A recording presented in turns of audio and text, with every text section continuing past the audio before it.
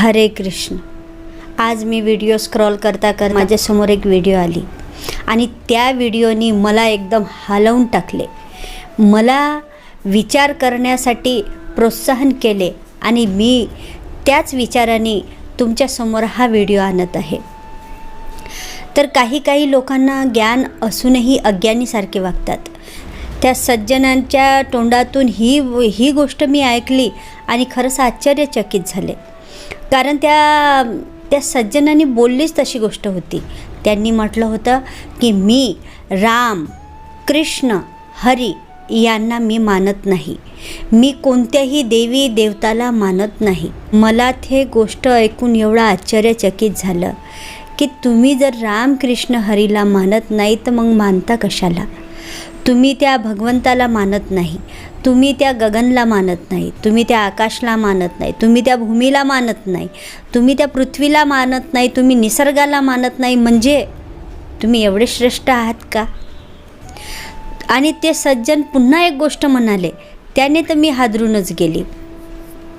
त्याने तर मला एकदम आश्चर्याचा धक्काच बसला की हे लोक जे सांगतात ना, जे की पुनर्जन्म नसतोच, पुनर्जन्म नसतो हे तर सांगितलंच, पण का नसतो तेही त्याच्या तोंडातूनच सांगितलं। जे त्यांनी सांगितलं त्याच्यामध्येच पुनर्जन्मचा राज लपलेला होता आणि तेवढं सगळं ते सांगूनही म्हणत होते की पुनर्जन्म राहत नाही, मी देवी देवताला मानत नाही। बरं ठीक आहे, तुम्ही देवी देवताला मानू नका। त्या सज्जनची वय मला असं वाटते की 60-65 वर्ष होती। आता मला सांगा, आपल्या समोरचं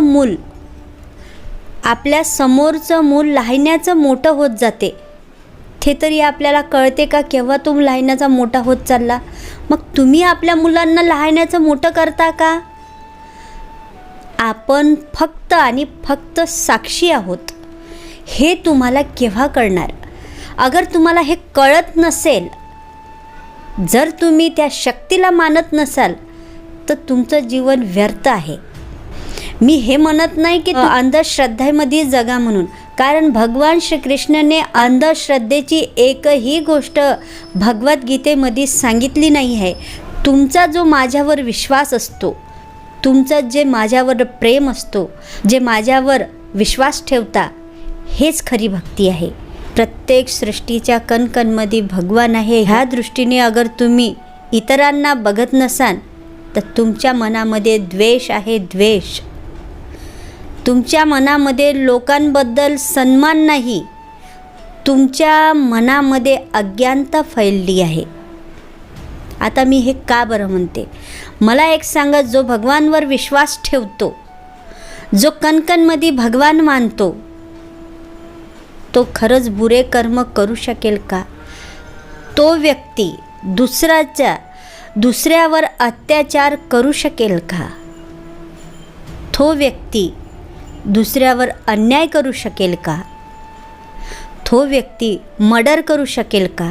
तो व्यक्ती लोकांवर, परस्त्रीवर नजर टाकू शकेल का? तो व्यक्ती लहान मुलींवर अत्याचार करू शकेल का? नाही करू शकेल। मग हे संस्कार आपण आपल्या मुलाला लावायला पाहिजे ना, की हे सांगायला पाहिजे की भगवान नसते म्हणून। भगवान असते आणि भगवंत हर गोष्टीचे साक्षी आहेत। जसं तुम्ही एखादी कर्म करता, भगवान कणकणमध्ये आहे, म्हणजे त्या आकाशमध्ये भगवान आहे, ह्या पृथ्वीवर भगवान आहे, ह्या पृथ्वीच्या स्वरूपामध्ये भगवान आहे, आजूबाजूच्या प्रत्येक वस्तूमध्ये भगवान आहे। म्हणूनच आपले जे कर्म राहते ना, त्याचे साक्षी आहेत भगवान, आणि त्या कर्माचा एक लिखा होऊन आपल्याला आपल्या कर्माचे फळ भोगावे लागते। हे जर युवा पिढींना आपण सांगितले तर त्या युवा पिढीमध्ये अन्याय करण्याची प्रवृत्ती वाढेल की कमी होणार? कर्म कसे करावे अशी अज्ञानता असेल।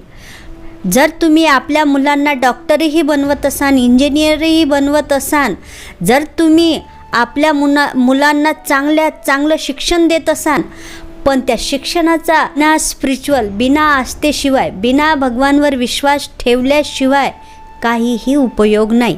कारण तो आपल्या शिक्षणावरच घमंड करून, पैशावरच घमंड करून तो वागत राहणार. आपल्या आई वडिलाची सुद्धा तो मानणार नाही. आपली आई वडिलाची सुद्धा तो सेवा करणार नाही. एकही गोष्ट मानणार नाही. म्हणूनच वृद्धाश्रम वाढत आहेत. वृद्धाश्रममध्ये आपले आई वडील नेऊन टाकत आहे कारण त्यांच्यावर संस्कार नाही. आणि दुसरी गोष्ट, त्या सज्जनांनी म्हटलं की मी पुनर्जन्मावर विश्वास ठेवत नाही. त्यांनीच ते उदाहरण सांगितलं, मी तेच उदाहरण तुम्हाला सांगते. शेतामध्ये धान टाकतात, त्या धानीचं रूपांतर आपण तांदूळामध्ये करतो, तांदूळ भातामध्ये होते, भात बनल्यावर आपण ते ग्रहण करतो, ग्रहण केल्यानंतर ते मलमूत्रद्वारा ते बाहेर निघते, बाहेर निघाल्यानंतर ते खात बनते, खात बनल्यानंतर ते जमिनीमध्ये जाते, शेतात जाते, शेतामधल्या जमिनीत जाते आणि पुन्हा त्याचं सृजन होऊन कोणत्या ना कोणत्या बीजमध्ये रूपांतर होऊन ते पुन्हा. तसंच आपल्या जन्माचंही आहे. आपलं शरीर भगवंतानी म्हटलं आहे की मी आत्मा अजय अमर आहे, आत्मा अजय अमर आहे. आत्मा एका स्वरूपातून दुसऱ्या स्वरूपामध्ये ट्रान्सफर होते, नष्ट होत नाही. पण मला एक सांगा, मेल्यानंतर त्या शरीरामध्ये येतो का? तो जो धान राहतो तो त्याच भातामध्ये रूपांतर होते का? नाही, तो कशाहीमध्ये होऊ शकते. तसंच आपलंही आहे. आपला आत्मा हा कोण्याही स्वरूपामध्ये कुठेही जन्म घेतो. हा अजय अमर आहे. ज्या गोष्टी आपल्या दिमागाच्या परे आहे, लोक त्यांना मानायला नकार देतात. मला असं वाटते की तुम्ही खूप शिक्षण घ्या, खूप चांगले बॅरिस्टर बना, खूप मोठं डॉक्टर बना, इंजिनियर बना, पण सोबतच स्पिरिच्युअलिटीमध्ये जुळा, भगवद्गीता वाचा, तुम्हाला सगळ्या गोष्टी समजेल. जो करेल त्याला अनुभव येणार आणि ज्याला अनुभव येणार तो ह्या सृष्टीला, ह्या भगवंताला नकार देणार नाही. तर तुम्हाला ही गोष्ट कुठपर्यंत पटत आहे मला कमेंट बॉक्समध्ये जरूर सांगा. तुम्हाला जर श्रद्धा असेल, तुम्ही जर भगवंताला मानत असाल तर मला कमेंट बॉक्समध्ये राम राम किंवा हरे कृष्ण जरूर लिहा. तर भेटूया पुन्हा पुढच्या व्हिडिओमध्ये. तोपर्यंत हरे कृष्ण.